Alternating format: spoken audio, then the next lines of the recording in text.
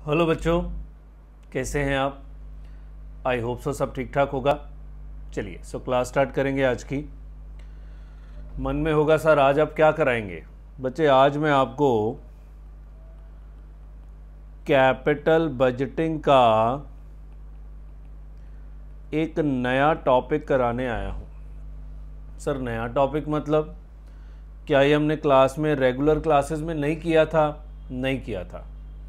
क्यों नहीं किया था? क्योंकि पहले ये स्टडी मटेरियल में कवर ही नहीं था और अब रिसेंटली इसको स्टडी मटेरियल में कवर किया गया है।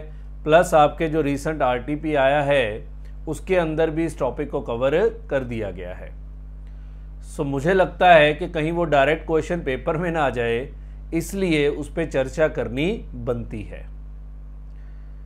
क्लियर है? सो मैं कैपिटल बजटिंग का आपके साथ एक एडिशनल टॉपिक डिस्कस करने आया हूं। एक्चुअली स्टडी मटेरियल ने तो एक ही टॉपिक एडिशनल कवर किया है, मैं दो करूंगा क्योंकि मुझे डर लगता है कि अगर ये आ गया है तो उसके साथ एक और मिलता जुलता है वो भी आ सकता है।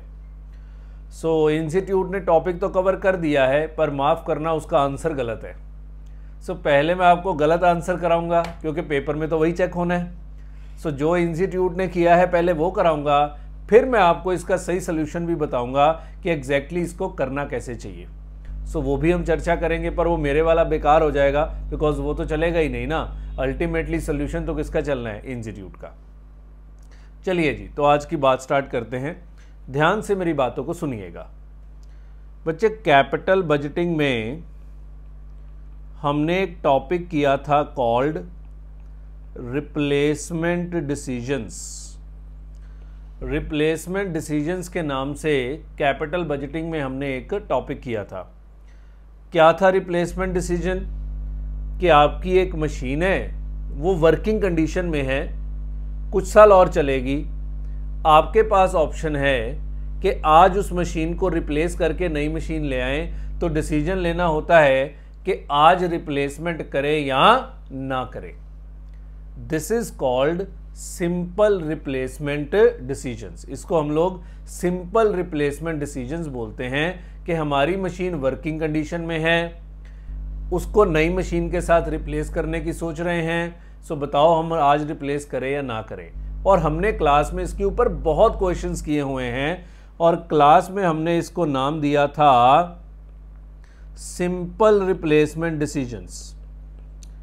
सिंपल रिप्लेसमेंट डिसीजंस के ऊपर हमने क्लास में बहुत सारे क्वेश्चंस ऑलरेडी किए हुए हैं। ये मैं आपको कराने नहीं आया, this is already covered in the classes.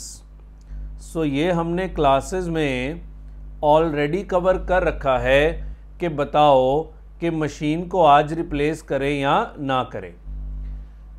दो तरह के रिप्लेसमेंट डिसीजंस और भी होते हैं। ये बच्चे हम सीए फाइनल में कराते थे, आपके स्टडी मटेरियल ने कवर नहीं था। और रादर आपके स्टडी मटेरियल में अगर आप पढ़ेंगे तो रिप्लेसमेंट के बारे में कुछ लिखा ही नहीं हुआ।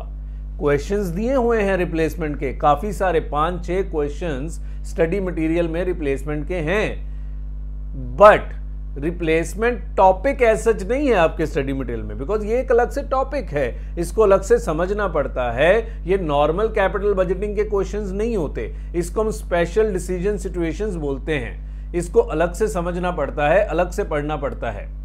सो स्टडी मटेरियल में टॉपिक नहीं है, पर धीरे धीरे से क्वेश्चन बैक एंड से आते चले जा रहे हैं। तो सिंपल रिप्लेसमेंट डिसीजन तो हमने किया हुआ है। दो तरह के रिप्लेसमेंट डिसीजंस बच्चे और भी होते हैं जो पहले हम सीए फाइनल में कराते थे। अब एक्चुअली सीए फाइनल में कैपिटल बजटिंग है ही नहीं। जो न्यू कोर्स है वहाँ एक इंटरनेशनल कैपिटल बजटिंग है बस, अदरवाइज सीए फाइनल में कैपिटल बजटिंग है ही नहीं। सो वो हम कराते नहीं वहाँ पे। अब तो आपको डाल दिया। तो दो तरह के रिप्लेसमेंट डिसीजंस और होते हैं।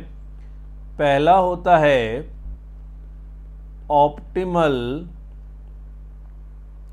Replacement cycle. Optimal replacement cycle. और दूसरा होता है when to replace decisions. When to replace decisions, optimal replacement cycle और व्हेन टू रिप्लेस डिसीजंस। तो टोटल 3 तरह के हमारे पास रिप्लेसमेंट डिसीजंस होते हैं। एक हम ऑलरेडी कवर कर चुके हैं, बाकी 2 हम कवर करेंगे। सर इनमें से स्टडी मटेरियल में ये वाला आया है, कवर्ड इन स्टडी मटेरियल, ये वाला स्टडी मटेरियल में आया है, पर मुझे डर लगता है कि अगर ये वाला आ गया तो फिर बच्चे ये भी दूर नहीं है, ये भी समझ लो नज़दीक ही है और ये भी आने ही वाला है। क्लियर है? सो हम लोग डिस्कस करेंगे अब ऑप्टिमल रिप्लेसमेंट साइकिल, फिर हम डिस्कस करेंगे क्या, व्हेन टू रिप्लेस डिसीजंस। सो दोनों के दोनों हम लोग पढ़ लेंगे, दोनों के ऊपर मैं एक एक क्वेश्चंस आपको करा दूंगा। स्टडी मटेरियल का ही क्वेश्चन है, ये वाला तो मुझे अपनी तरफ से कराना पड़ेगा, ऑप्टिमल रिप्लेसमेंट साइकिल, बिकॉज ये स्टडी मटेरियल में आया नहीं है। पर जैसे व्हेन टू रिप्लेस आ गया, व्हेन टू रिप्लेस ज़्यादा मुश्किल होते हैं, मतलब आपके लिए मुश्किल नहीं है, अदरवाइज थोड़े से टेक्निकल होते हैं, तो फिर ऑप्टिमल रिप्लेसमेंट साइकिल भी कभी भी आ सकता है। इसलिए हम ये दोनों टॉपिक्स डिस्कस करेंगे। आप इस बात को पहले नोटबुक पे लिख लीजिए जल्दी, कि 3 तरह के रिप्लेसमेंट डिसीजंस होते हैं, पहले सिंपल रिप्लेसमेंट, फिर ऑप्टिमल रिप्लेसमेंट साइकिल, और लास्ट में when to replace decision. Simple replacement के नीचे लिख लेना है already covered in the classes, ये हम ऑलरेडी कवर कर चुके हैं, बाकी दोनों आज हम कवर कर लेंगे। क्लियर है? सो आराम से इसको पॉज करके लिखिएगा। चलिए, सो आइए जी स्टार्ट करते हैं optimal replacement cycle. Optimal replacement cycle, optimal replacement cycle. चलिए ध्यान से मेरी बात को सुनिएगा। सिंपल रिप्लेसमेंट डिसीजंस क्या होते हैं, फिर से बता रहा हूं कि आज आपके पास एक मशीन है, वो मशीन वर्किंग कंडीशन में है, चल रही है, आप सोच रहे हैं कि इस मशीन को आज रिप्लेस कर दें, और डिसीजन लेना होता है कि आज रिप्लेस करें या ना करें। This is simple replacement decision. Now what is optimal replacement cycle? मान लो कि आपका टैक्सी का बिजनेस है, मतलब आप टैक्सी चलाते हैं ना, चलाते मतलब आप ओला उबर जैसी कोई बड़ी कंपनी, ओला उबर के पास हालांकि अपनी टैक्सीज है नहीं, चलो मान लो आपका टैक्सी का बिजनेस है, आपकी अपनी टैक्सीज हैं। अब आप जानना चाहते हैं कि एक टैक्सी की टोटल लाइफ 10 साल है, पर क्या 10 साल तक कोई गाड़ी चलाता है? The answer is no. Taxi वाले तो बिल्कुल नहीं चलाते। क्यों? क्योंकि जैसे जैसे गाड़ी बच्चे पुरानी होती चली जाएगी, जैसे जैसे गाड़ी पुरानी होती चली जाएगी, उसकी सैल्वेज वैल्यू घटती चली जाएगी, और उसकी रिपेयर एंड मेंटेनेंस, जिसको ऑपरेशनल कॉस्ट बोलते हैं, उसकी रिपेयर एंड मेंटेनेंस कॉस्ट बढ़ती चली जाएगी। ये होता है जैसे जैसे कोई चीज पुरानी होती चली जाती है, तो ऑफ कोर्स उसकी सैल्वेज वैल्यू घटती चली जाती है, मार्केट वैल्यू घटती चली जाती है, बिकॉज डेप्रिशिएबल एसेट है, और उसकी रिपेयर एंड मेंटेनेंस बढ़ती चली जाती है। तो ये टैक्सी वाले भाई साहब जानना चाहते हैं कि गाड़ी की लाइफ तो 10 साल है, क्या मैं 1 साल बाद गाड़ी चेंज करूं? मतलब हर एक साल बाद, ये नहीं कि 1 साल बाद एक ही बार, 1 साल गाड़ी चला के चेंज, फिर 1 साल चला के चेंज, या 2 साल बाद चेंज करूं, मतलब अभी गाड़ी खरीदी, 2 साल चलाई बदल दी, 2 साल चलाई बदल दी, 2 साल चलाई बदल दी। रिप्लेसमेंट साइकिल वो जानना चाहता है कि रिप्लेसमेंट का साइकिल कैसा होना चाहिए। साइकिल समझ गए ना, कि ये घूम रहा है, पहिया घूमता रहेगा, या 3 साल गाड़ी चला के रिप्लेस करूं, या 4 साल। मैं इस गाड़ी की बात नहीं कर रहा हूं, ना ना ना ना ना, हर बार बार बार उसको एक साइकिल चला ढूंढना है, कि मतलब मुझे एक रिप्लेसमेंट साइकिल बता दीजिए। जैसे मान लो रिप्लेसमेंट साइकिल आ गया 4.5 साल, तो वो कह रहा है जी 4.5 साल गाड़ी चलाइए, नहीं ले आइए, पुरानी बेच दो, नहीं ले लो, पुरानी बेच दो, नहीं ले लो, पुरानी बेच दो, नहीं ले लो, हर 4.5 साल बाद। This is called optimal replacement cycle. जो सिंपल रिप्लेसमेंट डिसीजंस होते हैं, वहां तो सिंपल होता है कि आज गाड़ी रिप्लेस करे या ना करे, दैट्स इट। मुझे कोई साइकिल के बारे में नहीं जानना। यहां तो आपका टैक्सी बिजनेस है, तो आप पुरानी टैक्सी बेचेंगे, नहीं ले आएंगे, पुरानी टैक्सी बेचेंगे, नहीं ले आएंगे। वो जानना चाहता है कि ये मैं हर बार बार करूंगा तो कितने साल बाद करूं ताकि मेरा ओवरऑल कॉस्ट जो है वो कम हो जाए। This is called optimal replacement cycle. जैसे मान लो कि 3 साल का ऑप्टिमल रिप्लेसमेंट साइकिल आ गया, तो इसका क्या अर्थ है? आज गाड़ी खरीदो, 3 साल चलाओ, 3 साल बाद पुरानी बेच दो, नई खरीद लो, 3 साल चलाओ, 3 साल बाद पुरानी बेच दो, नई खरीद लो, 3 साल चलाओ, 3 साल बाद पुरानी बेच दो, नई खरीद लो। This is called optimal replacement cycle. कि मैं साइकिल के बारे में जानना चाहता हूं कि मुझे तो बार बार गाड़ियां बदलनी पड़ेंगी बिकॉज मेरा तो ये बिजनेस है, तो मैं कितने साल बाद, कितने साल में गाड़ी चलाऊं और उसके बाद में बदल दूं। क्यों? क्योंकि जैसे ही, फिर बोल रहा हूं, जैसे ही गाड़ी आप चलाते रहेंगे चलाते रहेंगे चलाते रहेंगे, आपको नुकसान होगा। एक तो सैल्वेज वैल्यू गिरेगी और दूसरा उसकी रिपेयर एंड मेंटेनेंस की कॉस्ट बढ़ जाएगी। This is called optimal replacement cycle. So ये हमें सीखना पड़ेगा कि इस तरह के डिसीजंस कैसे लिए जाते हैं। क्लियर है? डिसीजन लेने के लिए कुछ अजम्पशंस हम लेंगे।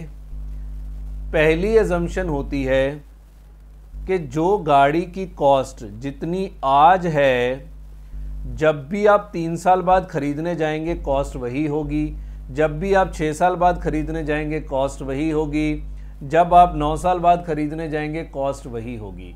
ये बच्चे हमारी मजबूरी है, हमारे क्वेश्चंस की ये अजम्पशन होती है, लिखने की ज़रूरत नहीं होती है अजम्पशन, पर ये इनहेरेंट अजम्पशन होती है कि ये आपकी कॉस्ट में किसी तरह का कोई बदलाव नहीं होगा।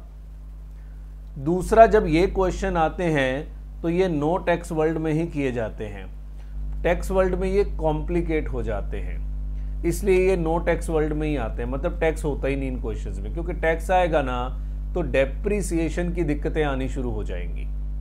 बच्चे देखो, हम लोग एकेडमिक्स की दुनिया में जीते हैं, तो एकेडमिक्स में कुछ बाधाएं होती हैं। प्रैक्टिकली जब जाते हैं तो ये सब चीजें आ जाती हैं, है ना, तो वहां पे तरीके भी सीख लेते हैं कि इन सब चीजों को कैसे केटर करना होता है। पर एक एकेडमिक्स की दुनिया में कुछ कुछ बाधाएं हमेशा होती हैं, उन बाधाओं को हमें साथ लेके ही चलना पड़ता है। क्लियर है बात? सो पहली अजम्पशन है कि एसेट के कॉस्ट में कोई बदलाव नहीं होगा, और दूसरा, ये बिना टैक्स वर्ल्ड के ही आते हैं। This is called optimal replacement cycle. Now the question is, ये सवाल कैसे होते हैं और इन्हें करना कैसे है? कुछ भी नहीं है बच्चे, आपको एक एक साल का एनालिसिस करना पड़ेगा। कि मान लो एक गाड़ी दी होगी, एक एसेट है, उसकी 4 साल लाइफ है, तो 4 साल की सैल्वेज वैल्यू दी होगी, 4 साल की रिपेयर एंड मेंटेनेंस कॉस्ट दी होगी। तो मैं 1 साल लाइफ का EAPVCO निकाल लूंगा। आई होप सो आपको EAPVCO याद होगा, equalised annualised present value of cash outflow, है ना। एक तो होता है PVCO, जब उसको प्रेजेंट वैल्यू फैक्टर से डिवाइड कर देते हैं, दैट इज कॉल्ड EAPVCO। क्या मतलब होता है कि ये 1 साल चलाने की खर्चा है। फिर मैं 2 साल का EAPVCO निकालूंगा। जब मैं करूंगा ना तब बेटर समझ में आएगा, जब मैं करूंगा तब बेटर समझ में आएगा। 2 साल का EAPVCO, 3 साल का EAPVCO निकाल लो, 4 साल का EAPVCO। क्यों EAPVCO? ये डिफरेंट लाइफ है ना, पहले 1 साल का, फिर 2 साल का, फिर 3 साल का, फिर 4 साल का, आपस में कंपैरिजन करना है, डिफरेंट लाइफ है। तो जब भी डिफरेंट लाइफ आता है कैपिटल बजटिंग में, सो हम अच्छे से जानते हैं कि हम EAPVCO के जरिए ही इसकी कैलकुलेशंस करते हैं। सो चारों का EAPVCO निकाल लो, जहां EAPVCO लोएस्ट आएगा that will be your optimal replacement cycle. मैं फिर बोल रहा हूं, शायद पूरा नहीं समझ में आया कि मैंने क्या बोला है। जब मैं क्वेश्चन कराऊंगा तो और अच्छे से समझा पाऊंगा, बिकॉज मेरे पास डाटा होगा।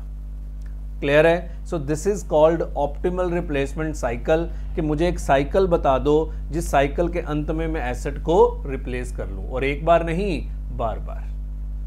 क्लियर है? सो 2 बातें इसके अंदर लिखेंगे। सो हेडिंग बनाया होगा आपने, ऑप्टिमल रिप्लेसमेंट साइकिल, लिख लो अजम्पशंस, जो अजम्पशंस मैंने बोली हैं। अच्छा, एक और भी अजम्पशन लगेगी ना कि गाड़ी की टेक्नोलॉजी में भी कोई बदलाव नहीं हुआ।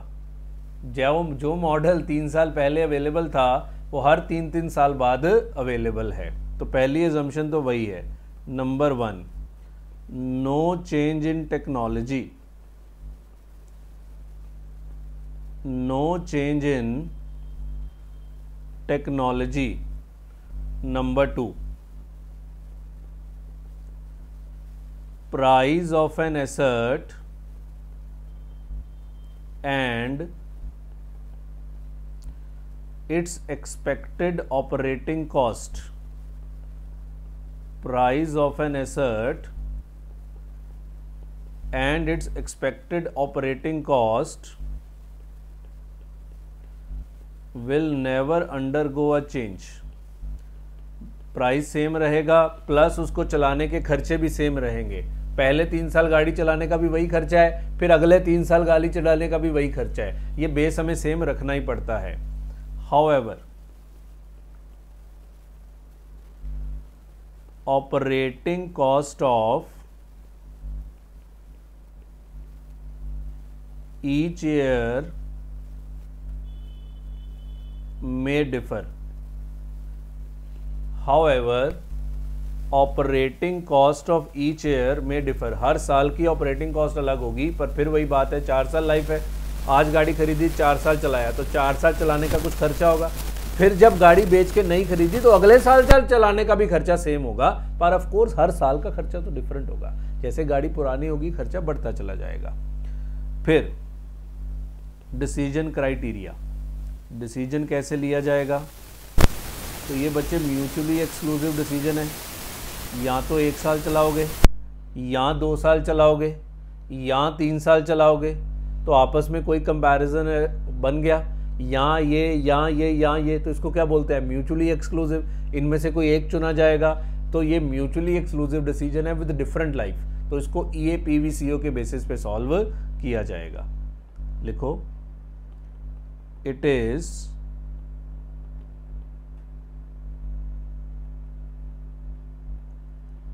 mutually exclusive decision having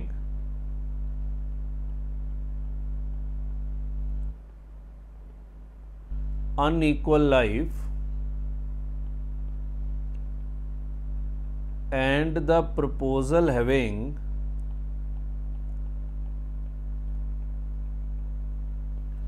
lower EAPVCO, equalized annualized PVCO shall be chosen,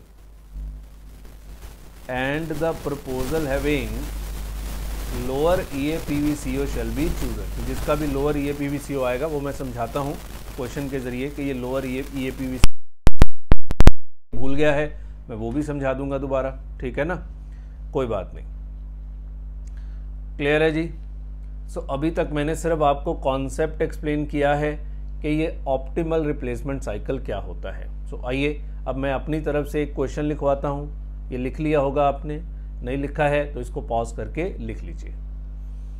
चलिए लिखिए जी, एग्जाम्पल। सो यही क्वेश्चन हम CA फाइनल में कराते थे, तो CA फाइनल की पुरानी बुक से आपको मैं करा रहा हूँ। लिखिए, फॉर अ मशीन, अब ये फाइनल में नहीं है तो अभी आपके ही कोर्स में है। For a machine with the financial data given below, for a machine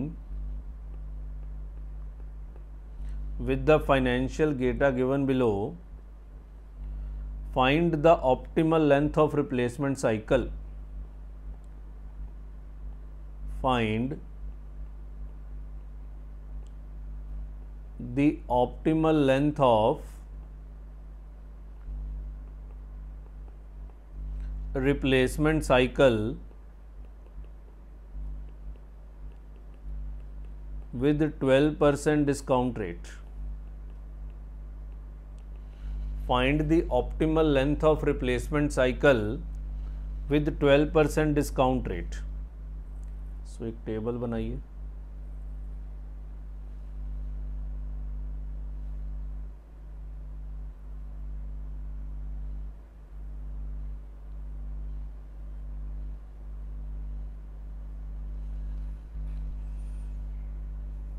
time t is equal to 0, t is equal to 1, ये ईयर्स हैं सारे के सारे, t is equal to 2, t is equal to 3, t is equal to 4, rupees in lakhs. Outlay लिखो, सब समझाएंगे। 5000। Operating cost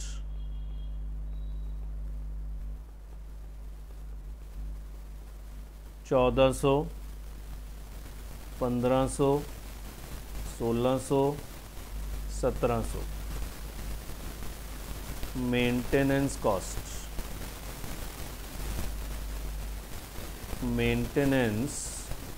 cost, लिखते जाइए, सब समझाएंगे। 0, 300, 400, 500।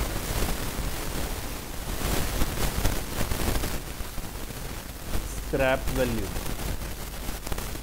3400, 2800 और 600।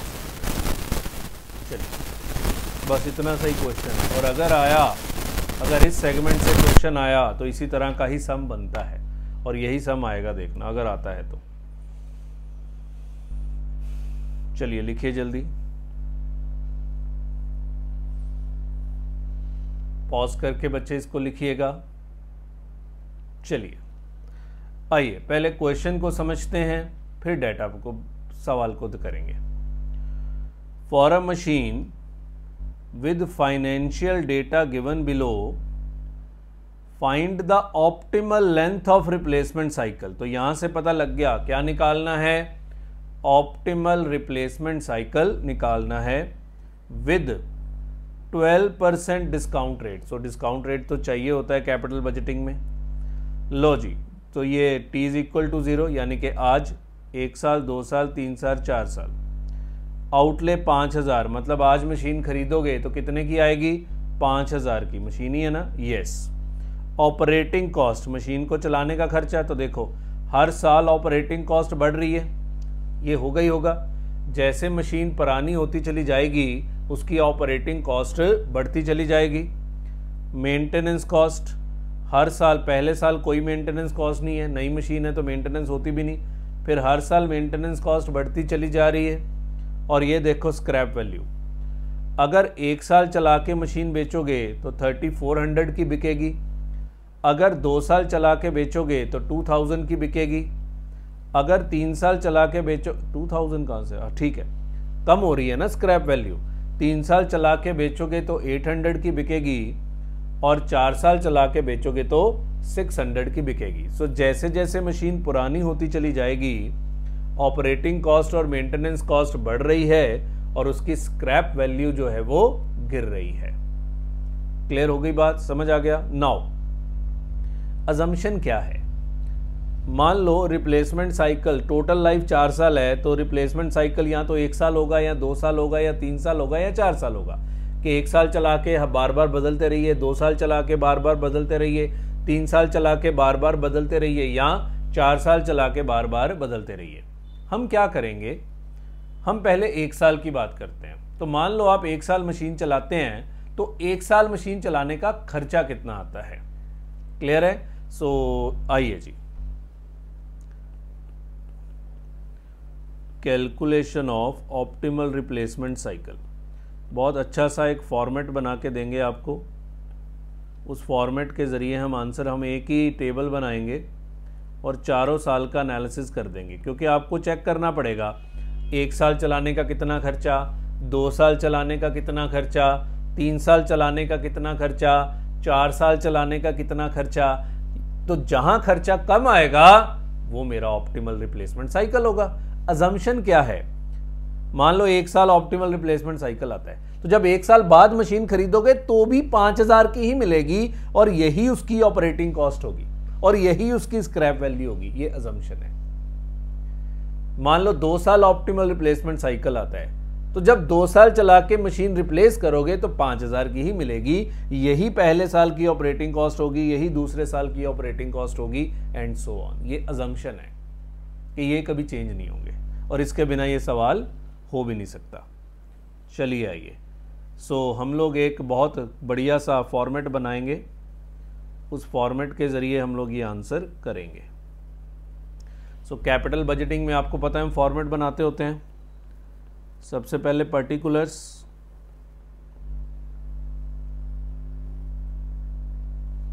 टाइम पीरियड,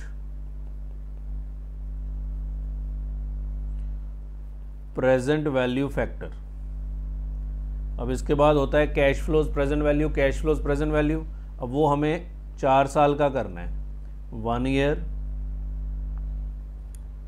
2 ईयर, 3 ईयर,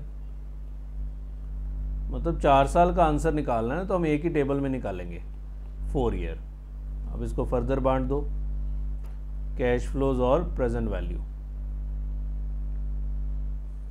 मुझे बेसिक कैपिटल बजटिंग की जानकारी होनी चाहिए, तभी समझ आएगा ये। Cash flows present value, cash flows present value, cash flows present value, cash flows present value. चलिए, सो 1 साल मशीन चलाने का खर्चा निकालना है प्रेजेंट वैल्यू की टर्म्स में। सबसे पहले 1 साल का आंसर करेंगे। Cost of machine, time period 0, present value factor 1, क्योंकि आज ही मशीन खरीदी है तो कितने की खरीदी है, 5000 की, तो 5000 आपका आउटफ्लो हो गया अगर आज मशीन खरीदी है तो। अब आपके 2 तरह के खर्चे हैं, ऑपरेटिंग कॉस्ट और मेंटेनेंस कॉस्ट। मैं दोनों को इकट्ठा ही लिख दूंगा, operating and maintenance cost. Operating and maintenance cost, 1 साल मशीन चला के अगर मैं रिप्लेस करूं तो 1 ही साल का खर्चा होगा, और पहले साल की ऑपरेटिंग एंड मेंटेनेंस कॉस्ट 1400 है। सो टाइम पीरियड 1, 12% पे पहले साल का फैक्टर 0.893। तो 1 साल अगर मैं मशीन चलाऊं तो 1400 रुपये का खर्चा होगा, और उसकी प्रेजेंट वैल्यू कितनी होगी, 1250। मैं राउंड ऑफ कर रहा हूँ, 1250। दूसरा तो मैं देखूंगा ही नहीं ना, मैं तो 1 साल चेक कर रहा हूँ कि अगर मैं 1 साल मशीन चलाता हूँ तो मेरा खर्चा कितना होता है। अब अगर 1 साल मशीन चला के बेच दूंगा तो 3400 हमें मिलेगा। तो स्क्रैप वैल्यू, नोट बाद में करते रहिएगा। 1 साल बाद मशीन बेचूंगा तो 0.893 फैक्टर होगा 3400, तो उसकी प्रेजेंट वैल्यू कितनी बनती है, 3036, और ये आपका इनफ्लो होगा, है ना। So what will be your PVCO, this will be your 1 साल चलाने का खर्चा। PVCO 5000 plus 1250 minus 3036, 3214। अगर आप मशीन को 1 साल चलाते हैं तो आपका 1 साल चलाने का खर्चा है 3214। सर आपने तो कहा था आंसर EAPVCO के बेस पे करना है, करेंगे ना। पहले मैं दूसरे साल का भी निकालूं, फिर आपको मैं दोबारा समझाऊंगा कि EAPVCO क्या होता था, थोड़ा रिवाइज ही हो जाएगा। सो 1 साल अगर मशीन चलाते हैं तो 3214, मतलब 1 साल बाद रिप्लेस कर रहे हैं तो हर साल का खर्चा 3214 है। अब मुझे इसी तरह 2 साल का करना पड़ेगा। आइए, अब मैं सोच रहा हूं कि मैं 2 साल बाद मशीन रिप्लेस करूं तो कितना खर्चा होगा। अगर 2 साल बाद भी रिप्लेस करोगे तो आज मशीन खरीदनी पड़ेगी 5000 की, और उसकी प्रेजेंट वैल्यू 5000 होगी। पहले साल की मेंटेनेंस कॉस्ट इनकर्ड होगी 1400 रुपया, और उसकी प्रेजेंट वैल्यू 1250 होगी। और अगर 2 साल मशीन चलाओगे तो फिर दूसरे साल का भी तो खर्चा होगा, और दूसरे साल का फैक्टर कितना है, 0.797। अब दूसरे साल कितना खर्चा होगा, अब ये दोनों खर्चे होंगे 1800 रुपया, क्योंकि मैं सोच रहा हूं कि अगर मैं 2 साल मशीन चलाऊं तो मेरा कितना खर्चा है, तो उसकी प्रेजेंट वैल्यू 1800 इंटू 0.797, 1435। अगर 2 साल चला के बेचूंगा तो कितने की बिकेगी, 2000 की। तो दूसरे साल स्क्रैप वैल्यू आएगी मेरी 2000, तो फिर उस पर प्रेजेंट वैल्यू निकालनी है तो दूसरे साल का फैक्टर लगेगा। सो 2000 इंटू 0.797, 1594 का इनफ्लो होगा। तो बताओ 2 साल मशीन चलाने का खर्चा कितना, 5000 प्लस 1250 प्लस 1435 -15946091, ये आ गया आपका 2 साल चलाने का खर्चा। क्या ये 3214 और 6091 कंपैरेबल हैं? नहीं सर, कैसे कंपैरेबल हैं? 3214 तो 1 साल चलाने का खर्चा है, जबकि 6091 2 साल चलाने का खर्चा है। तो इनको कंपैरेबल कैसे बनाया जाए? सबको पर एनम निकाल दो, सबको 1 साल का निकाल दो। और फाइनेंस में 1 साल का निकालने के लिए क्या 6091 डिवाइड बाय 2 कर दूं? ये तो ऑलरेडी 1 साल का है, तो क्या ये 6091 डिवाइड बाय 2 कर दूं? The answer is no. इसी को तो बोलते हैं EAPVCO, equal annual. Equal annual के पर एनम PVCO बताओ, पर एनम PVCO कितने? और फाइनेंस में कभी भी डिवाइड बाय 2 नहीं किया जाता, ये मैं रिवाइज करा रहा हूं, क्लास में अच्छे से डिस्कस किया हुआ है। ये 6091 कब आ रहा है? ये 6091 दूसरे साल, सॉरी 2 सालों का है। यहां पे 6091 2 सालों का प्रेजेंट वैल्यू है ना बच्चे। आज खड़े होके चेक कर रहा हूं कि 2 साल मशीन चलाने का खर्चा आज कितना। प्रेजेंट वैल्यू का मतलब क्या होता है कि मैं आज की टर्म्स में खर्चा कैलकुलेट कर रहा हूं। सो मैं आज खड़े होके चेक कर रहा हूं कि 2 साल मशीन चलाने का आज कितना खर्चा है, वो 6091 है।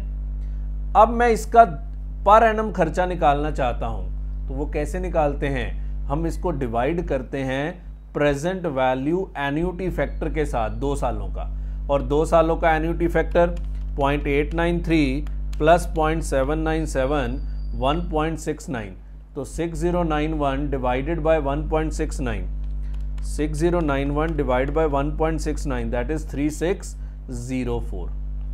तो ये पता क्या है कि पहले साल का खर्चा 3604, दूसरे साल का खर्चा 3604, इन दोनों 3604 की प्रेजेंट वैल्यू निकाल लो, वो कितनी आएगी? 6091। This is called EAPVCO। और प्लीज ये कोई नई बात नहीं है, इसको तो क्लास में अच्छे से डिस्कस किया हुआ है, मैंने जस्ट दोबारा आपको समझा दिया है। 6091 का क्योंकि इनका एब्सोल्यूट टोटल करोगे तो ये 7208 आएगा, 7200 रुपए आएगा, पर यहां तो 6091 है, तो इनकी प्रेजेंट वैल्यू 6091 आनी चाहिए। This is called EAPVCO। अब ध्यान से, अगर 2 साल मशीन चलाते हैं तो पर एनम चलाने का खर्चा 3604 है, ये इसकी इंटरप्रिटेशन है। अगर 2 साल मशीन चलाते हैं तो पर एनम चलाने का खर्चा कितना है? 3604 है। This is the interpretation. अगर 1 साल मशीन चलाते हैं तो चलाने का खर्चा है 3214। पर रुको, ये 3604 और 3214 भी कंपैरेबल नहीं है। क्यों? क्योंकि 3214 तो आज की वैल्यू है, जबकि 3604 तो ईयर एंड की वैल्यू है। तो इसको मुझे ईयर एंड पे लेके जाना पड़ेगा, इसका भी मुझे EAPVCO निकालना पड़ेगा। बच्चे ये 3604 पहले साल के लास्ट का खर्चा है, जबकि 3214 पहले साल के बिगिनिंग का खर्चा है। तो मैं इसको भी 1 साल के फैक्टर से डिवाइड करूंगा, पहले साल का 0.893, सो 3241 डिवाइड बाय 0.893, तो ये पहले साल के लास्ट का खर्चा आ गया 3629। अब कंपेयर करते हैं, इस मशीन को अगर 1 साल चला के बेचते हैं तो खर्चा है 3629, इस मशीन को अगर 2 साल चला के बेचते हैं तो हर साल चलाने का खर्चा है 3604। बताओ कौन सस्ता पड़ रहा है? फिलहाल 2 साल वाला अच्छा लग रहा है, अभी आगे भी करेंगे। ये मतलब है। दोबारा, what is the meaning of this 3604?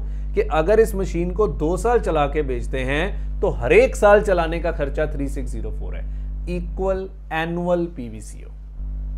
सो ये मैंने जस्ट एक समझ लीजिए, दोबारा से आपको रिवाइज करा दिया कि EAPVCO क्या होता है। अब मैं नीचे निकालूंगा EAPVCO, और फॉर्मूला तो EAPVCO का तो याद ही होगा, अभी दोबारा भी बता दिया। सो 1 ईयर का EAPVCO वैसे तो सिंपल होता है, जो भी आपका PVCO आया है divided by present value annuity factor, और पहले साल का एन्युटी फैक्टर तो 0.893 है। सो ये आपको निकालना आता है, जस्ट हमने फिर से रिवाइज किया सो ये आ रहा है 3600, शायद पहले कुछ और आ गया होगा, मुझे ध्यान नहीं है, हो सकता है। 2 साल का ये PVCO 6091 डिवाइड बाय 2 साल का फैक्टर का टोटल 0.893 प्लस 0.797 1.69, तो 6091 डिवाइड बाय 1.69 3604। तो फिलहाल 1 साल वाला ज़्यादा बढ़िया लग रहा है, शायद पहले कुछ और ही ना आ गया हो, मुझे ध्यान नहीं है, ठीक है ना। ये करेक्ट आंसर है। क्लियर है। अब 3 साल वाला चेक कर लो, अब तो ईजी हो गया। मान लो अब मैं सोच रहा हूँ कि अगर मैं, ये सब अलग अलग है ना, म्यूचुअली एक्सक्लूसिव है, यहाँ 1 साल, यहाँ 2 साल, यहाँ 3 साल, यहाँ 4 साल। क्लियर है। अब मैं सोच रहा हूं अगर मैं 3 साल बाद रिप्लेस करूं तो हर साल चलाने का खर्चा कितना, बिकॉज मुझे तो कंपैरिजन करना है, तो कंपैरिजन तो पर एनम की टर्म्स में ही हो सकता है। आइए 3 साल बाद रिप्लेस करूंगा तो भी आज मशीन खरीदूंगा, आज मशीन 5000 की आएगी, उसकी प्रेजेंट वैल्यू भी 5000 होगी। पहले साल चलाऊंगा तो उस पर 1400 रुपया खर्चा होगा, जिसकी प्रेजेंट वैल्यू आज 1250 है। सारे सवाल अलग अलग हैं। दूसरे साल चलाऊंगा उस पर 1800 रुपये का खर्चा होगा, जिसकी प्रेजेंट वैल्यू 1435 है। पर अब मैं तीसरे साल भी तो चलाऊंगा, बिकॉज अब मैं सोच रहा हूं कि मैं 3 साल बाद रिप्लेस करूं 0.712। अब तीसरे साल का खर्चा कितना है, 1600 प्लस 400 2000। सो 2000 इंटू 0.712 1424। अब बेचूंगा तो तीसरे साल के लास्ट में बेचूंगा, और तीसरे साल के लास्ट की सैल्वेज वैल्यू है 800, तो 800 का बिकेगा, तो उसकी प्रेजेंट वैल्यू 800 इंटू 0.712 569, तो मैं 570 लिख रहा हूँ, 569.6 आ रहा है। सो ये इनफ्लो। तो बताइए आपका PVCO कितना।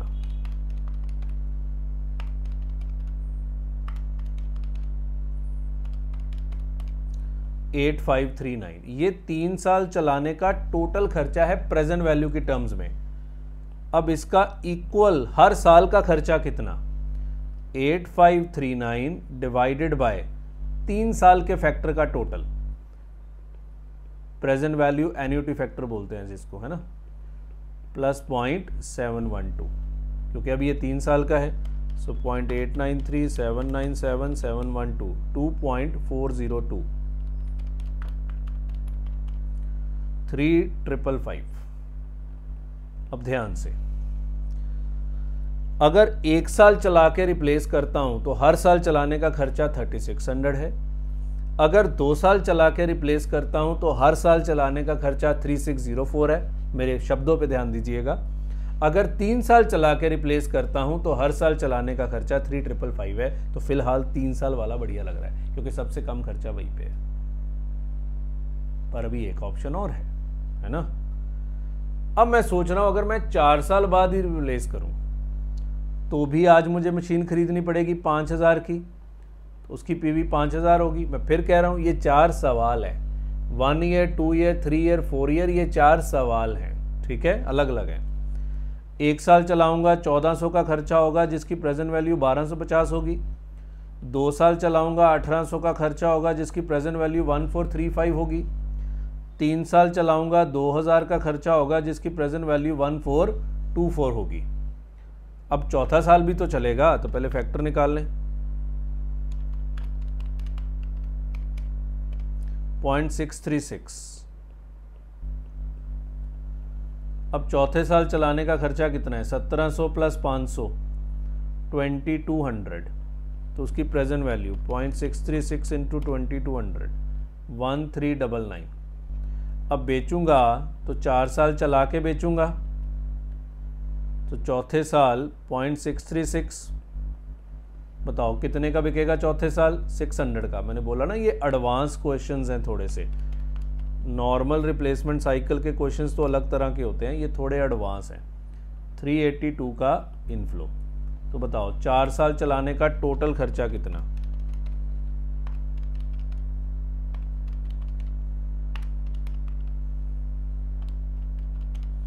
$10126। तो इसका भी ये PVCO निकाल लें। अब 4 साल के फैक्टर का टोटल 0.893 plus 797 712 636 3.038।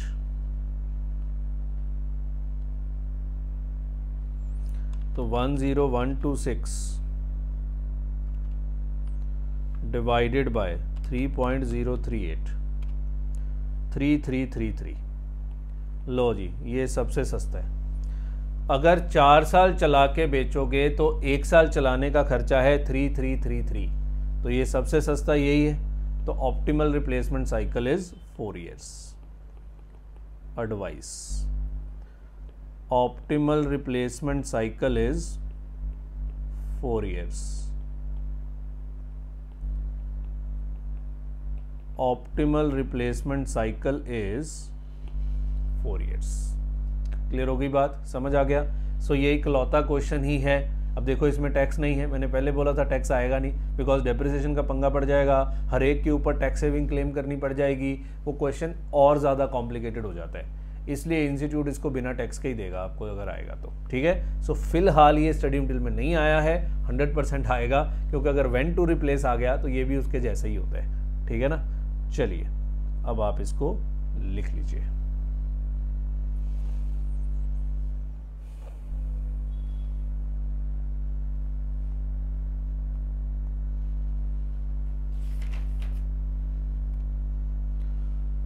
पॉज करिए, ऊपर करेंगे।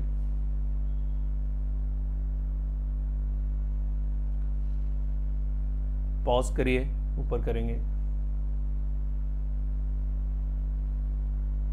चलिए, सो आराम से इसको बच्चे पॉज करके लिख लीजिएगा। चलिए जी, सो अब बच्चे नेक्स्ट टॉपिक देखते हैं। सो ये ऑप्टिमल रिप्लेसमेंट साइकिल हो गया, पर अब जो स्टडी मटेरियल में है उसको डिस्कस करें। हेडिंग बनाइए, व्हेन टू रिप्लेस डिसीजंस।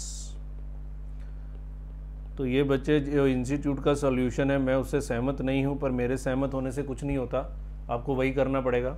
हालांकि मैंने क्लास के शुरू में बोला था मैं अपना भी कराऊंगा, पर अपना नहीं कराऊंगा, छोड़ो, थोड़ा सा बता के छोड़ दूंगा, बिकॉज अपना कराऊंगा ना आप कंफ्यूज हो जाएंगे, क्योंकि जब वो करना ही नहीं है, इंस्टीट्यूट का ही करना है, तो फिर बात ही ख़त्म हो गई, ठीक है ना। तो थोड़ा सा बता दूंगा कि छोड़ो, है ना, इंस्टीट्यूट वाला ही सही है ना। What is when to replace decision, ध्यान से समझना, बच्चे कंफ्यूज हो जाते हैं इसमें और ऑप्टिमल रिप्लेसमेंट साइकिल में। हालांकि ज़मीन आसमान का अंतर है, पर स्टिल बच्चे कंफ्यूज होते हैं।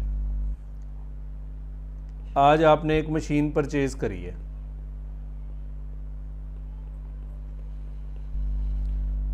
सर कर ली है, मतलब समझ लो पुरानी मशीन है ना। आपके पास एक पुरानी मशीन है, ओल्ड मशीन है, एक पुरानी मशीन आपके पास पड़ी हुई है। सिंपल रिप्लेसमेंट होता था कि आज इसको रिप्लेस करें या ना करें, है ना। व्हेन टू रिप्लेस क्या है, क्या आज रिप्लेस कर दूं, या 1 साल चला के रिप्लेस करूं, या 2 साल चला के रिप्लेस करूं, या 3 साल चला के रिप्लेस करूं, या 4 साल चला के रिप्लेस करूं, या 5 साल चला के रिप्लेस करूं। This is called when to replace. यहां को साइकिल सुइकल कुछ नहीं है, इसी मशीन की बात चल रही है। वहां तो होता था ना कि बार बार मुझे मशीन खरीदनी है तो बता दो मैं 1 साल बाद खरीदूं या 2 साल बाद खरीदूं एंड ऑल दैट। यहां ऐसा कुछ नहीं है। सिंपल रिप्लेसमेंट और व्हेन टू रिप्लेस में सिर्फ इतना सा अंतर है। सिंपल रिप्लेसमेंट में ये डिसीजन आज लिया जाता था बस, कि रिप्लेस करें या ना करें। व्हेन टू रिप्लेस में ये देखना होता है कि आज रिप्लेस करें, या फिर 1 साल चला के रिप्लेस करें, या फिर 2 साल चला के रिप्लेस करें, या फिर 3 साल चला के रिप्लेस करें, या 4 साल, जितनी भी लाइफ उसकी बची होगी जो सवाल बताएगा। This is called when to replace decisions. और इंस्टीट्यूट ने बहुत ही अजीब तरीके से इसको सॉल्व किया है। तो जो ठीक है, अब जो है सो है, क्या कर सकते हैं, हम भी वही करेंगे। क्वेश्चन हम स्टडी मटेरियल वाला ही करेंगे। पहले 2 लाइनें इस पे लिख लीजिए। तो इसको समझना तो बहुत सिंपल था, नाम से भी पता लगता है। व्हेन टू रिप्लेस, कब रिप्लेस करूं। सिंपल रिप्लेसमेंट में देखना होता था कि आज रिप्लेस करूं या ना करूं, that's it. When to replace में देखना है आज रिप्लेस करूं, 1 साल बाद रिप्लेस करूं, या 2 साल बाद रिप्लेस करूं, या 3 साल बाद रिप्लेस करूं। तो ये एडवांस डिसीजंस होते हैं, ठीक है। चलिए लिखिए, the old asset is in working condition. The old asset is in working condition, but better technology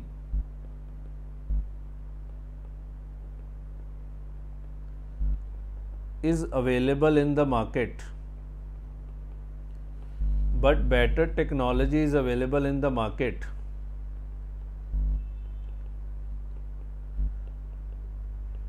Decision is to be taken is whether to replace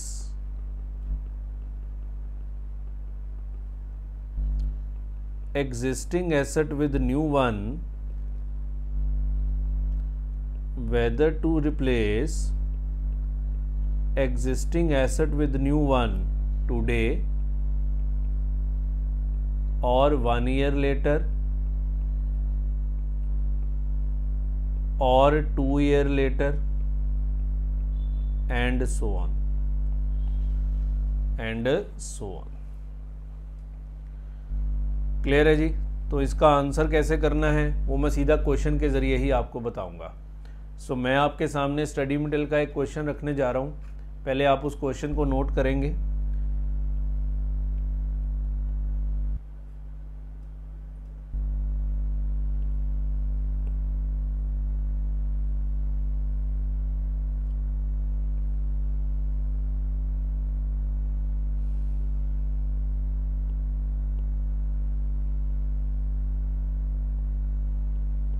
ताकि आपको भी पता लग जाए ना कि ये स्टडी मटेरियल में है ना, मैं अपनी तरफ से नहीं करा रहा हूँ। हाँ, एक मैंने अपनी तरफ से कराया है क्योंकि मुझे वो लगता है वो आ सकता है।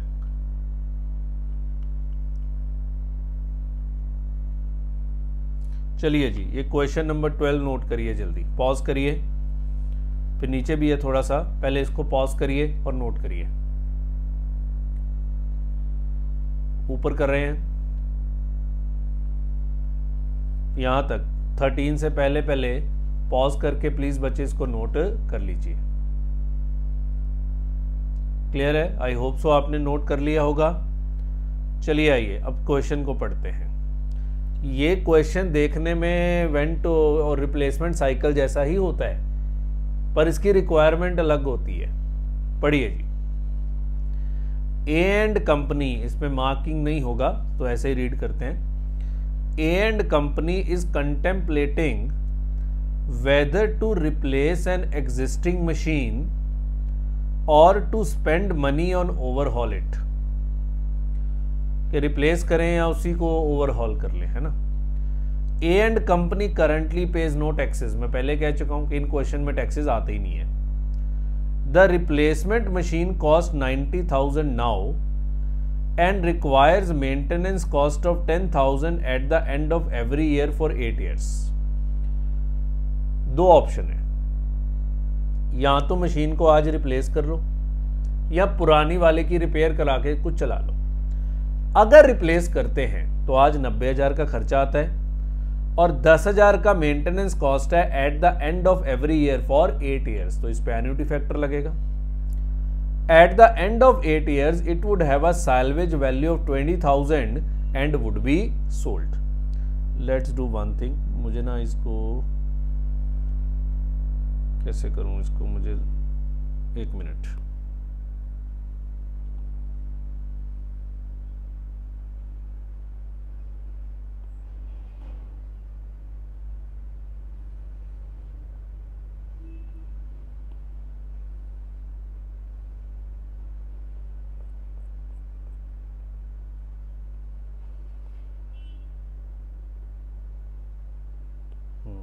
ठीक है, आ जाएगा।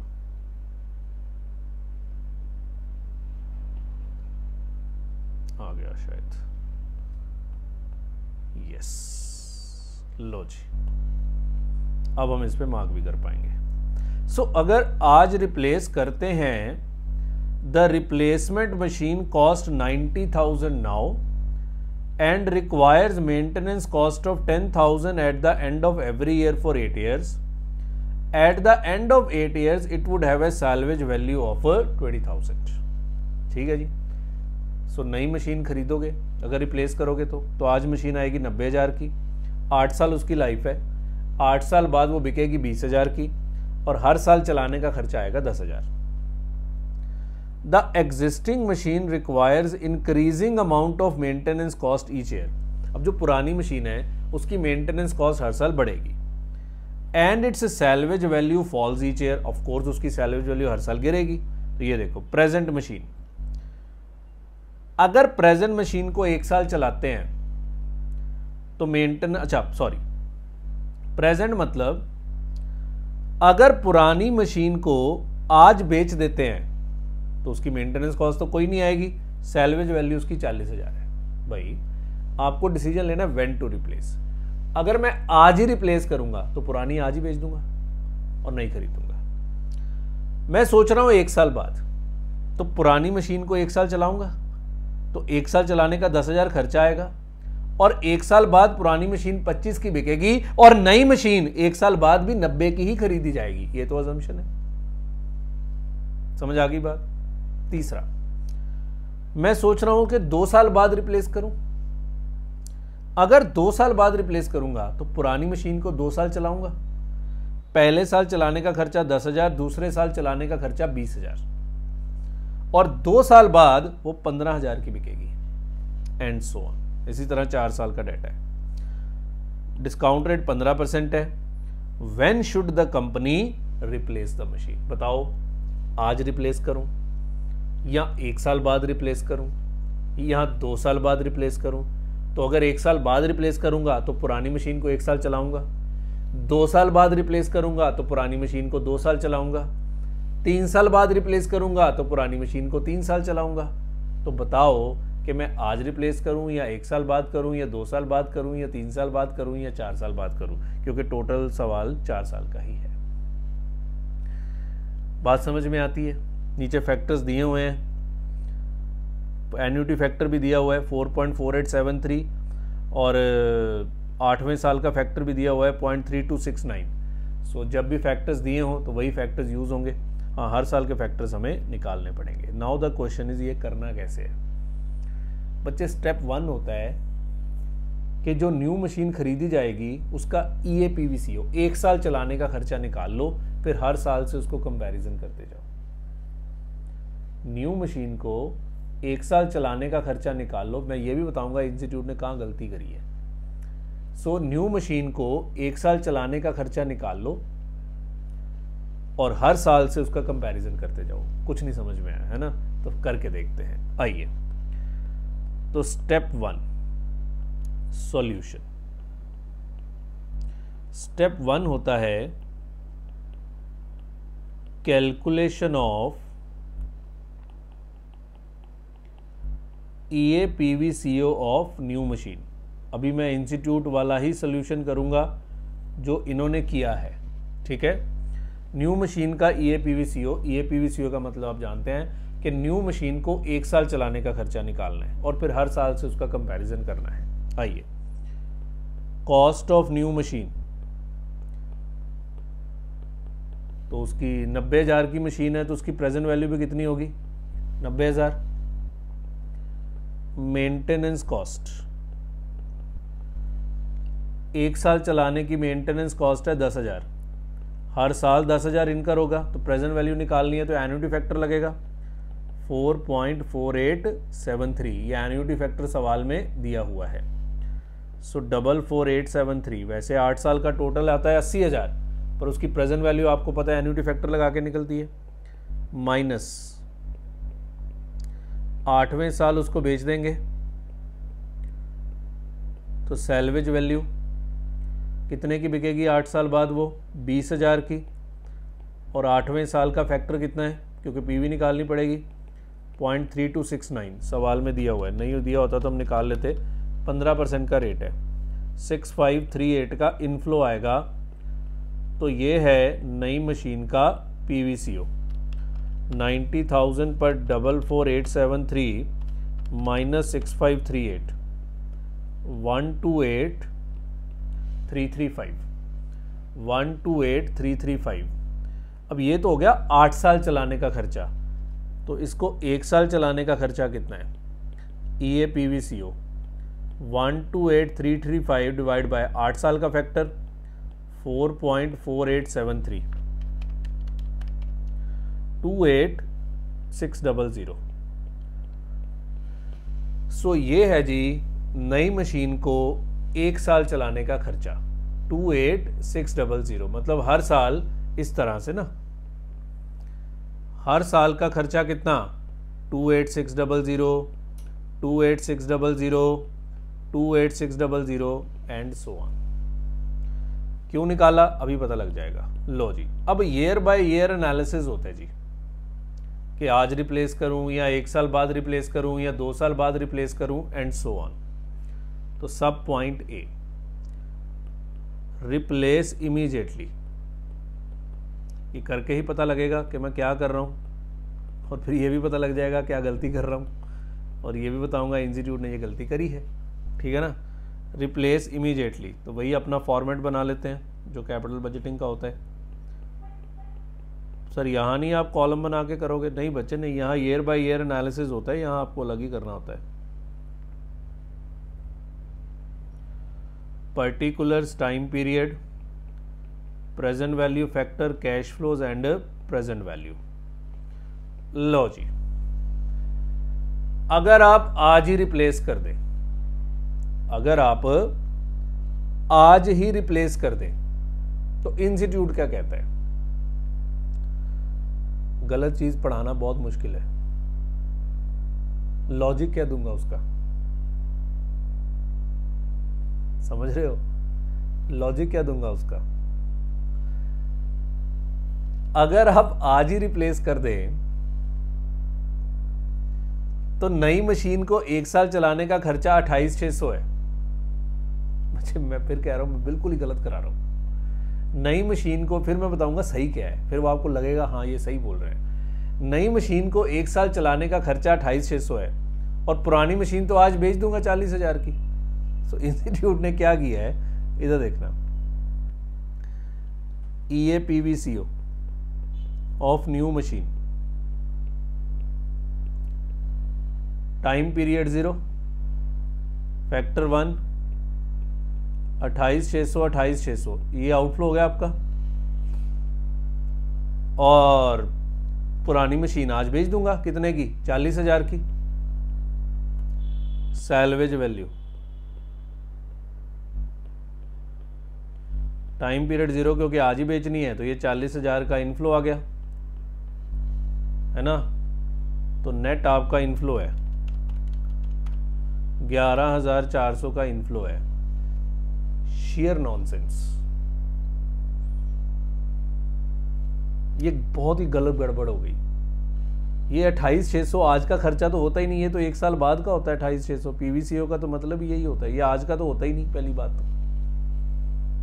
और दूसरा, आपने कॉस्ट को सैल्वेज वैल्यू से कंपेयर कर दिया, ये क्या किया आपने? और हर हालत में यही आंसर है कि रिप्लेस आफ्टर 1 ईयर। कारण यहां पे एनपीवी पॉजिटिव आ रही है, बाकी सब में एनपीवी नेगेटिव आ जानी है due to the maintenance cost. यहां 100% आंसर आएगा कि इमीडिएटली रिप्लेस कर दो, बिकॉज यहां एनपीवी पॉजिटिव आ रही है, और पॉजिटिव आनी है ना, आपने मेंटेनेंस कॉस्ट तो कंसिडर ही नहीं करी और कॉस्ट को सैलरी वैल्यू से कंपेयर कर दिया। ये क्या हो रहा है? और बच्चे, कॉस्ट को कॉस्ट से कंपेयर करना होता है ये डिसीजन लेने के लिए, और मेरे हाथ में कुछ नहीं है, मैं कुछ नहीं कर सकता। सर सही तो करा सकते हो, कराऊंगा, बाद में बता दूंगा, पहले ये रहा इनका काम खत्म कर ले, क्योंकि पेपर में यही चलना है, मेरे हाथ में कुछ नहीं है। आओ जी, B, replace after 1 year. Replace after 1 year, वो कह रहा है जी अब चेक करो कि अगर 1 साल चला के बेचें। लो जी, हम इसको करेंगे कॉपी, क्योंकि फॉर्मेट तो वही रहना है। लो जी, अगर 1 साल चला के बेचेंगे तो नई मशीन का 1 साल चलाने का खर्चा तो 28,600 ही है। अगर 1 साल बाद बेचोगे तो सैल्वेज वैल्यू कितनी हो जाएगी आपकी? 25,000, है ना। तो 25,000 का इनफ्लो होगा। टाइम पीरियड 1,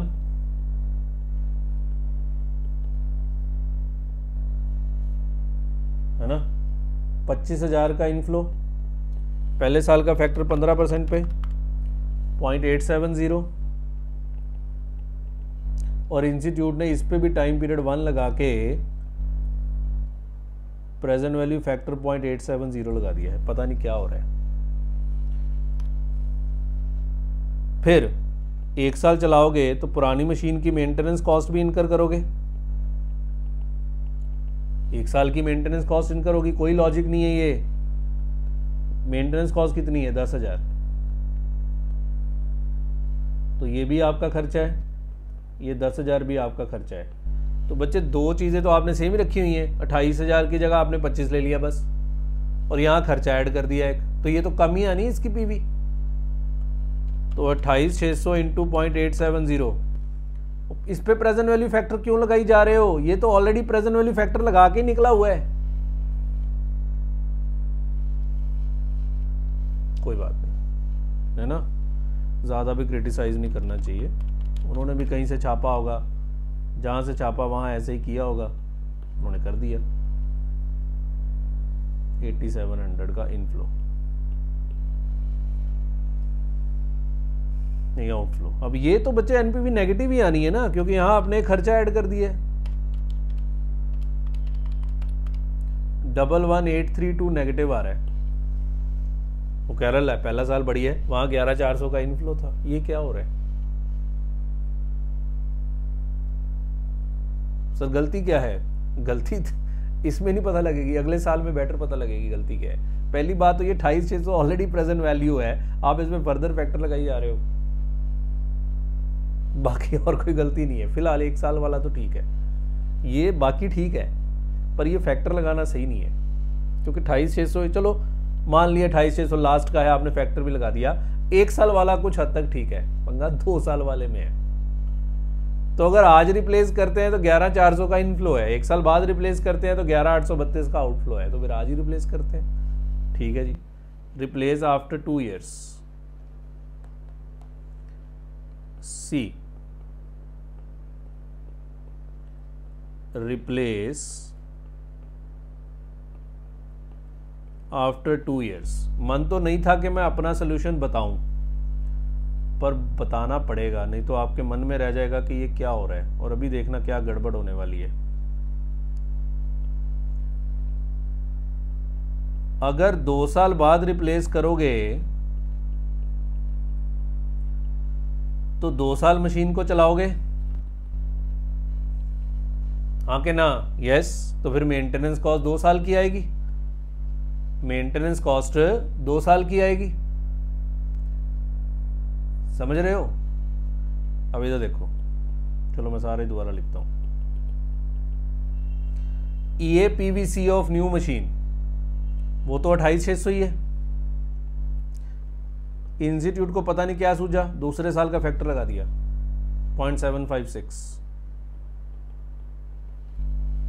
सैल्वेज वैल्यू 2 साल की, दूसरे साल की सैल्वेज वैल्यू है 15,000। तो इस पे तो चलो 2 साल का ही बनता है। अब वो कह रहा है अगर मैं 2 साल बाद बेचूंगा तो फिर मेंटेनेंस कॉस्ट 2 साल की आएगी, ईयर 1 और ईयर 2। कुछ हद तक लगेगा, ठीक ही बोल रहे हैं। पहले साल की 10,000, दूसरे साल की 20,000। बच्चे बहुत बड़ा ब्लंडर हो रहा है। सर क्या ब्लंडर हो रहा है? ठीक तो है? क्या खाक ठीक है? इन तीनों का कंपैरिजन करना है ना इसके साथ। तो 28,600 तो 1 साल का है, यहां आपने खर्चा 2 साल का ले लिया। इंस्टीट्यूट ने ऐसे ही किया। नहीं, दूसरे साल की कितनी है? 20,000, मैंने 10 लिख दिया। इंस्टीट्यूट ने तो बच्चे यही किया है, 2 साल को 1 साल से कंपैरिजन करा दिया है। 28,600 तो 1 साल चलाने का खर्चा है। टेक्निकली तो नीचे वाले तीनों का कंपैरिजन 28,600 से होना चाहिए ना, पर देख लो वो पता नहीं 2 साल के खर्चे को 1 साल से कंपेयर करी जा रहे हैं। सो बच्चे मेरे हाथ में कुछ नहीं है, सवाल करो, वेले करो, ठीक है ना। जो किया है ठीक है, अपन भी कर देते हैं, बाद में सही आपको बता दूंगा। जब मैं ये फाइनल में कराता होता था ना, तो मैं अपने वाला सोल्यूशन कराता था। तब मैंने नया नया पढ़ाना शुरू किया था, 2011-12, 10-11-12 की बात है। मुझे लगता था ऐसी की तैसी इंस्टीट्यूट के सोल्यूशन की मैं तो अपना कराऊंगा, पर बाद में पता लगा वो तो ये चेक ही नहीं करते। फिर हमारा जो अहंकार था वो ख़त्म हो गया, और अब हम इंस्टीट्यूट का सोल्यूशन कराते हैं, चाहे जो भी ये कराते हैं। तो ये तो बच्चे भयंकर गड़बड़ हुई है, पर गड़बड़ चलने दो, कोई दिक्कत नहीं, ये भी खर्चा है। 28,600 इस पे फैक्टर लगाई जा रहे हैं दूसरे साल का, जबकि वो ऑलरेडी प्रेजेंट वैल्यू है 21,622। 15,000 इंटू 0.756, 11,340 का इनफ्लो, 8,700 का आउटफ्लो, 0.756 इंटू 20,000, 15,120 का आउटफ्लो। तो ये तो आउटफ्लो ही आना है ना। जब आपने 2 साल का खर्चा डाल दिया तो ये तो एनपीवी और नेगेटिव हो जानी है। ये देखो, मैंने पहले कहा था रिप्लेस इमीडिएटली आंसर है। ये तो जैसे जैसे आप खर्चा बढ़ाते चले जाओगे एनपीवी नेगेटिव हो जाएगी। Replace immediately, replace after 1 year, replace after 2 years. अब 2 बार और करना पड़ेगा, ये गलत ही करना पड़ेगा। और कैसे, वो तो आपका खर्चा बढ़ता ही चला जाएगा ना। तो आप तो बहुत ब्लंडर मिस्टेक कर रहे हो। आप नहीं कर रहे, टेंशन ना लो, आपको यहाँ पेपर में यही करना है, कोई दिक्कत नहीं। D, replace after 3 year. अब तो आप भी कर लोगे, आपको याद हो गया कैसे करना है। मेन तो बच्चे पेपर में याद होना चाहिए, है ना। असली सीए तो वही है जो याद कर पाए हमारे देश में। आइए जी,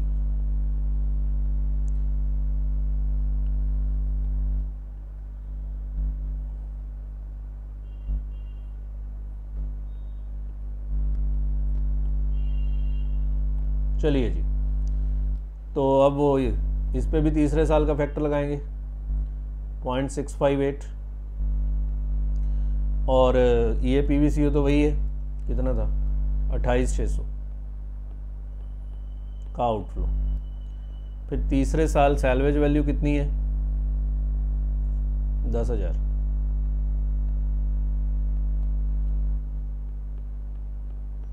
.658। अब वो कह रहा है अगर तीसरे साल रिप्लेस करोगे तो 3 साल मशीन चलाओगे। बहुत ब्लंडर हो गया। अब आपने 3 साल के खर्चे को 1 साल के खर्चे से कंपेयर कर दिया। 28,600 तो ये पीवीसीओ है। तीसरे साल का खर्चा कितना है 30,000। अब इस पे तीसरे साल का फैक्टर, बाकी दोनों पे तो पहले 2 साल के फैक्टर ही लगेंगे ना। लो जी, 28,600 इंटू 0.658, 18819 आउटफ्लो, 6580 इनफ्लो। अब ये तो और नेगेटिव हो जाएगा ना, समझो, ये तो और भी नेगेटिव चला जाएगा ना आपका।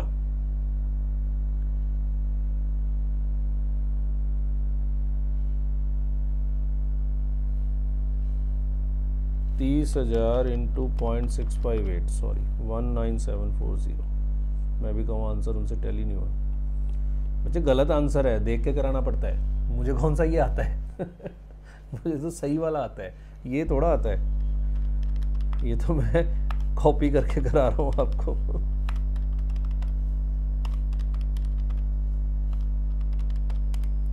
55,799। देखो ये तो बढ़ेगा ही बढ़ेगा। ये तो मतलब एक बेवकूफ़ भी बता सकता है कि ये बढ़ेगा ही बढ़ेगा,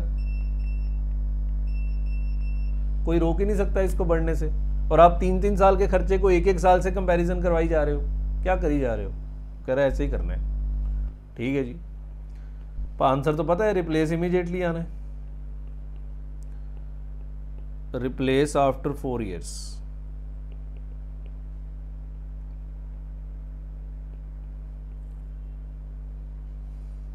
मारो कॉपी इसको फिर से एक आखिरी बार।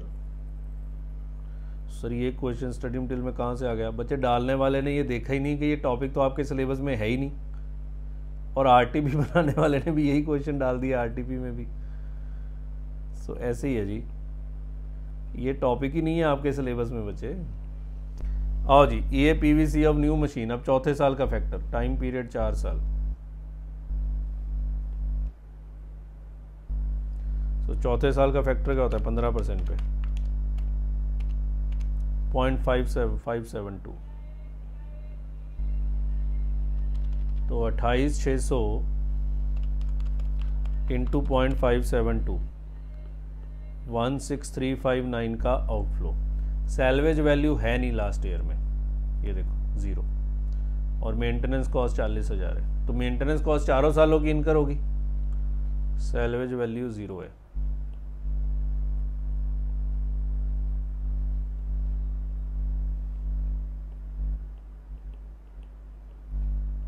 और चौथे साल की मेंटेनेंस कॉस्ट 40,000। तो 4 साल के खर्चे को हम 1 साल के खर्चे से कंपेयर करके आंसर दे रहे हैं, और ये तो और भी बढ़ जाएगा।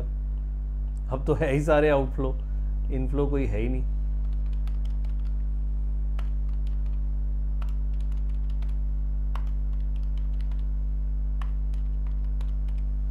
$82,799। लो जी, तो रिप्लेस इमीडिएटली, चाहे एनपीवी सबसे ज़्यादा आ जाएगी। सो एडवाइस, चाहे गलत चाहे सही, the company should replace the machine immediately.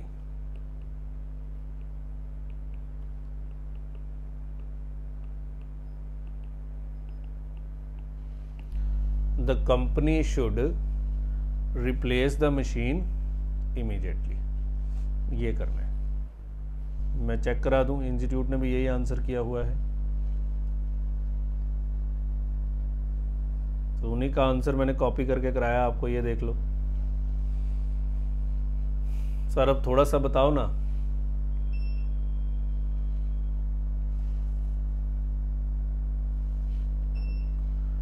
कि एग्जैक्टली करना क्या होता है। मैं थोड़ा सा बता देता हूँ, पूरा सॉल्व नहीं कराऊंगा, 1-2 साल करा देता हूँ, क्योंकि वो करना नहीं है, करना तो आपको यही है, पर आप पहले इसको नोट कर लीजिए।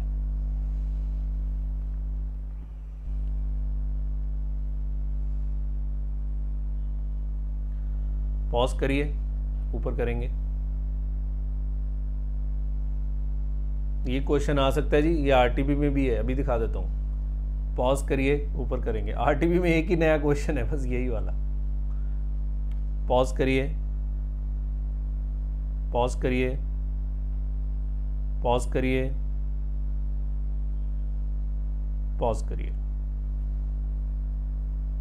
चलिए, सो आराम से इसको बच्चे पॉज करके लिख लीजिएगा, ठीक है। मैं एक बार दिखा दूं आपको, आरटीपी में भी यही क्वेश्चन आया है, ताकि आपको लगे ना कि सर बंडल मार रहे हैं।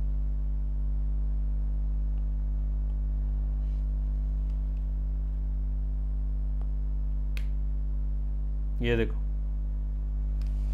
बस फिगर्स को थोड़ा सा 20 से मल्टीप्लाई करके आया है, बाकी सब कुछ सेम है। फिगर्स को 20 से मल्टीप्लाई करके दिया है, बस बाकी सब कुछ सेम है। तो ये क्वेश्चन इंपॉर्टेंट है, ये आ सकता है पेपर में, ठीक है। सो आरटीपी में यही एक क्वेश्चन करने लायक है, बस बाकी सब तो ऐसे ही पुराने क्वेश्चन हैं। अब हम बात करते हैं कि एग्जैक्टली ये करना कैसे होता है। बच्चे ईयर बाय ईयर एनालिसिस होता है, ऐसे नहीं करते। ईयर बाय ईयर एनालिसिस करते हैं कैसे, इधर देखो। स्टेप 1 वही है कि ईए पीवीसीओ ऑफ न्यू मशीन निकाल लो। ईए पीवीसीओ ऑफ न्यू मशीन निकाल लो, वो 28,600 आ चुका है। बच्चे ये ऑलरेडी प्रेजेंट वैल्यू है, इस पे क्यों फैक्टर लगाई जा रहे हैं? ये ऑलरेडी पीवी तो होती है, ईए पीवीसीओ, नाम ही उसका देखो क्या है, PVCO, present value of cash outflow. उस पर फर्दर फैक्टर ठोकी जा रहे हैं, और फिर एक एक साल को 4-4 साल से कंपेयर कर रहे हैं, ऐसे थोड़ा ना होता है। अब इधर देखो, सब पॉइंट ए, रिप्लेस इमीडिएटली कैसे सोचते हैं, ध्यान से सुनिएगा। रिप्लेस इमीडिएटली, सुनना।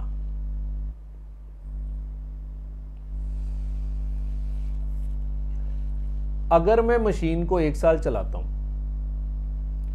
अगर मैं मशीन को 1 साल चलाता हूं, पुरानी मशीन की बात कर रहा हूं, तो ये y0 है, ये y1 है, तो 1 साल के लास्ट में मुझे मेंटेनेंस कॉस्ट का खर्चा करना पड़ेगा कितना, 10,000। अगर मशीन को 1 साल चलाता हूं तो 1 साल के लास्ट में मुझे मेंटेनेंस कॉस्ट का खर्चा करना पड़ेगा 10,000 और मुझे स्क्रैप वैल्यू मिलेगी 25,000 1 साल के लास्ट में ना, सवाल में देखो।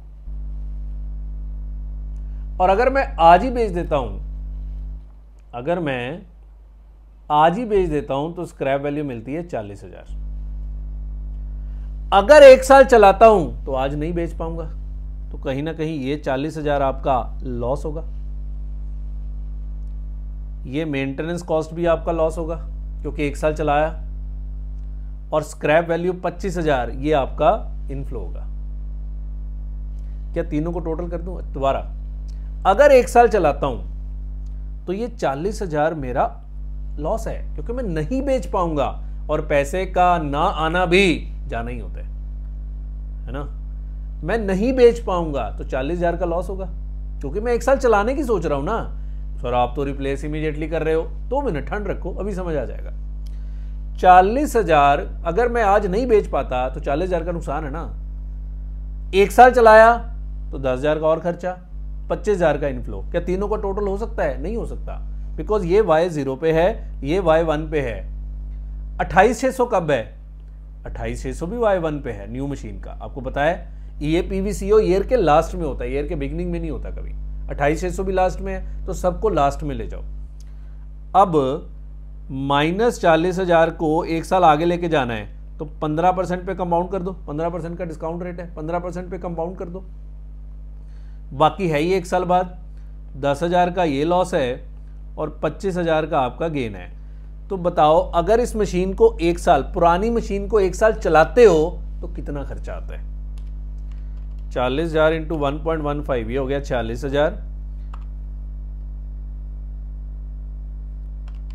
प्लस 10 माइनस 25, 31,000 का खर्चा आता है इन नेगेटिव। अगर ये 1 साल बाद है, पुरानी मशीन को 1 साल चलाता हूं तो 31,000 का खर्चा है, नई मशीन को 1 साल चलाता हूं तो 28,600 का खर्चा है। तो लग रहा है कि आई शुड रिप्लेस इमीडिएटली। पर आगे भी चेक करना पड़ेगा ना, आगे भी चेक करना पड़ेगा। अभी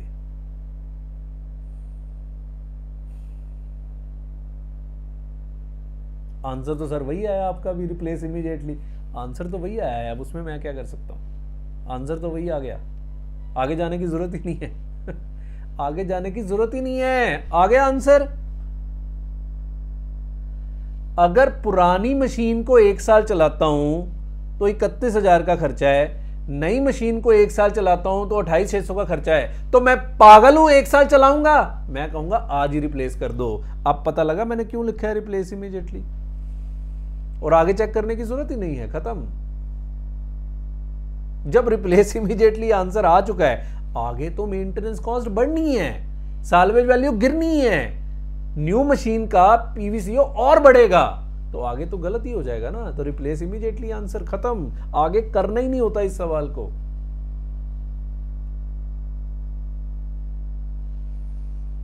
सर हम क्या ऊपर, आंसर तो सर वही आया है, वहां भी रिप्लेस इमीडिएटली था, और पर लॉजिकल तो है।